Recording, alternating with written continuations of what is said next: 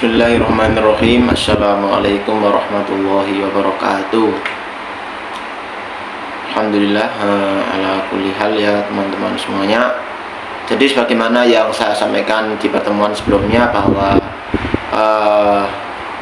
pertemuan kegiatan belajar mengajar akan dialihkan ke dalam jaringan disebabkan oleh pandemi COVID-19 yang sedang terjadi pada saat ini ya. Semoga kita semuanya dalam penjagaan Allah SWT.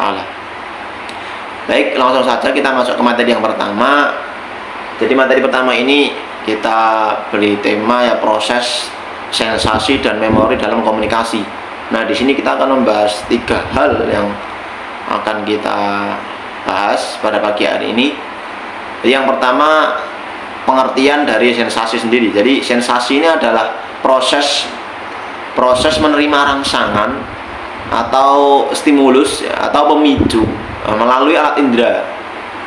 Jadi kita melihat sesuatu, ya ada sesuatu, nah kita lihat ada jambu jatuh, nah itu harus kita lihat.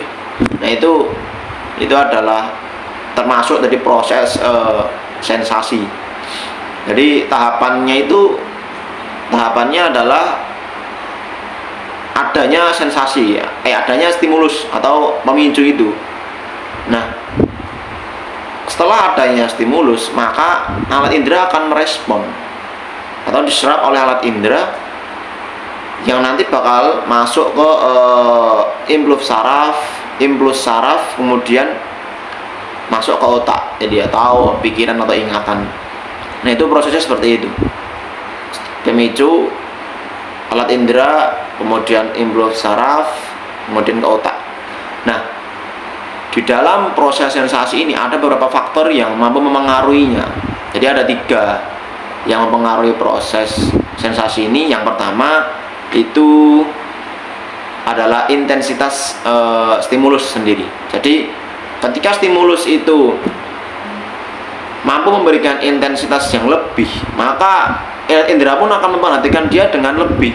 Tapi ketika intensitasnya hanya memberikan intensitas yang kecil, stimulus ini memberikan intensitas yang kecil, maka indera pun akan memperhatikan dia dengan sesuatu yang kecil ya. Dengan intinya indera itu meresponnya dengan sederhana atau kecil lah, tingkat rendah seperti itu.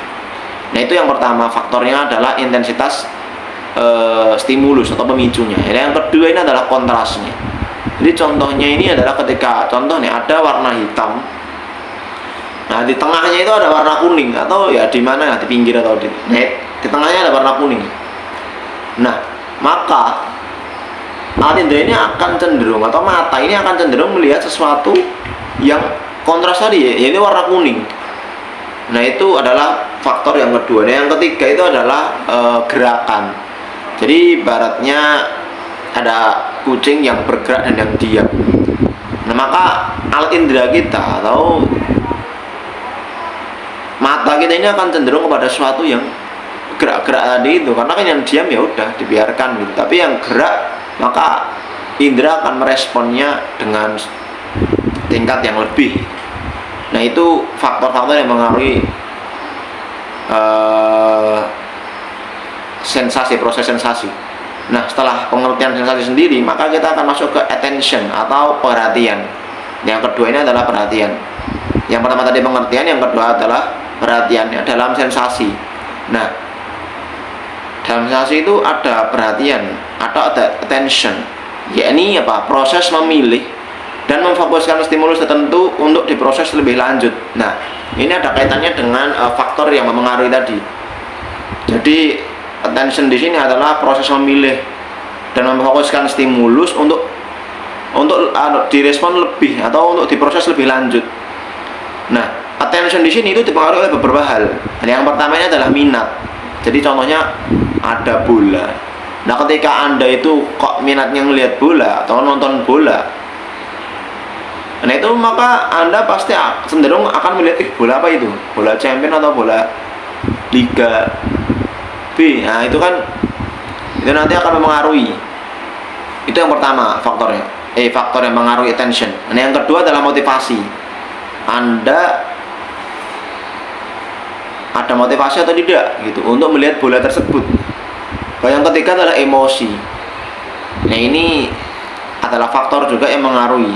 Yang keempat, kebutuhan. Anda butuh nggak dengan sesuatu atau stimulus yang ada di depan Anda gitu.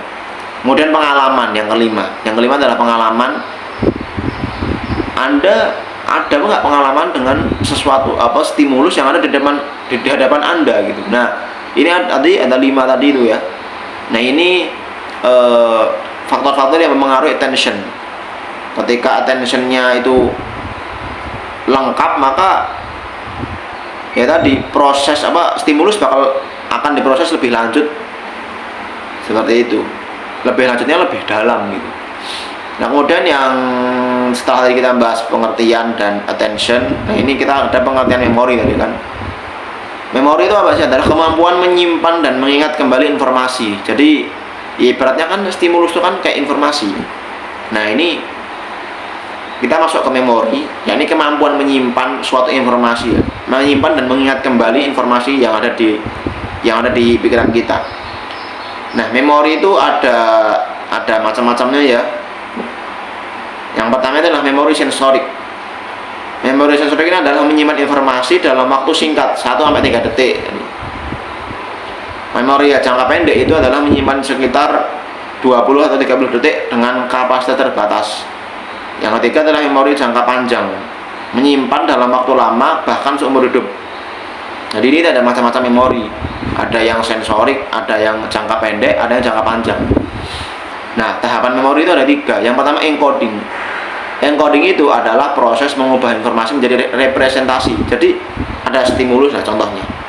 Ada pemicu. Nah, Anda itu diproses. Anda proses informasi atau pemicu tersebut untuk menjadi representasi. Nah, itu adalah encoding. Kemudian yang kedua adalah storage. Masuk ke storage.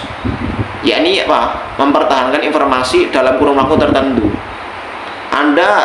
Setelah Anda proses informasi itu, Anda masukkan ke storage atau Anda masukkan ke ingatan.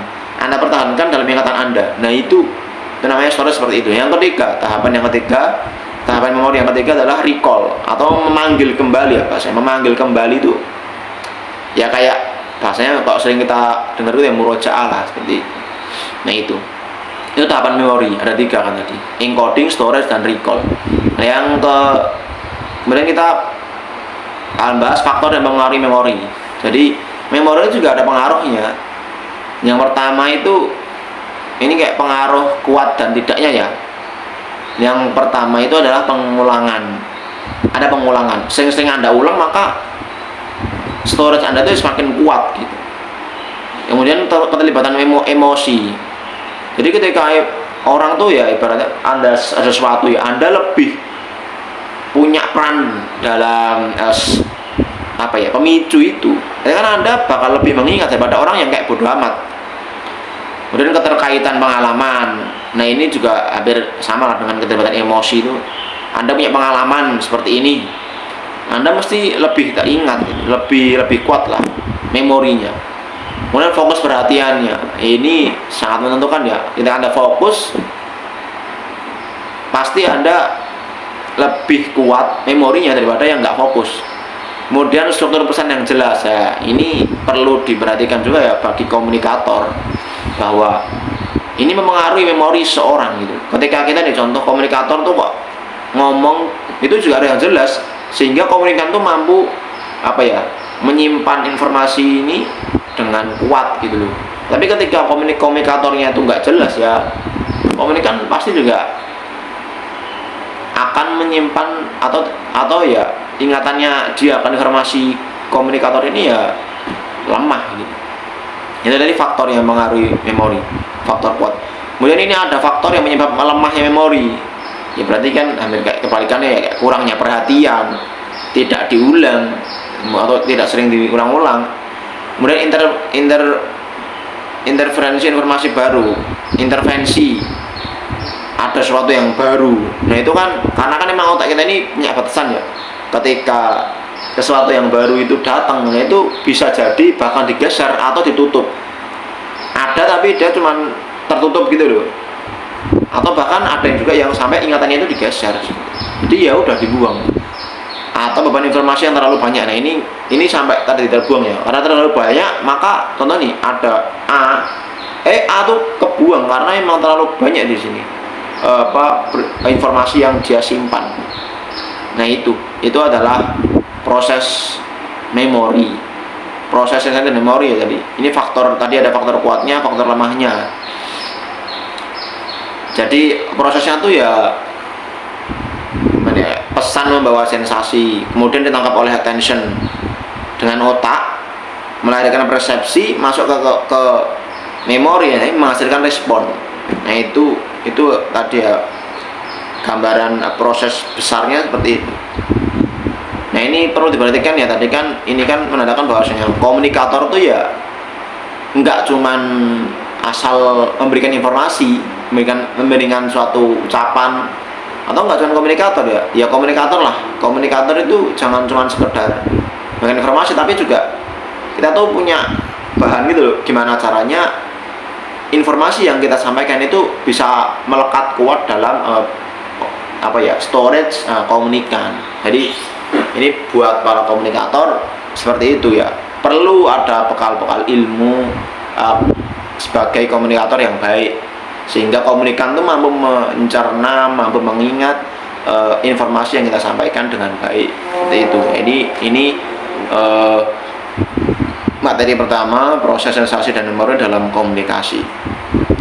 Cukup dari saya. Jadi nanti setiap satu video saya beri tugas untuk Anda membuat video terkait pemahaman Anda. Jadi saya nanti untuk penilaian saya, pemahaman Anda tentang materi yang saya sampaikan.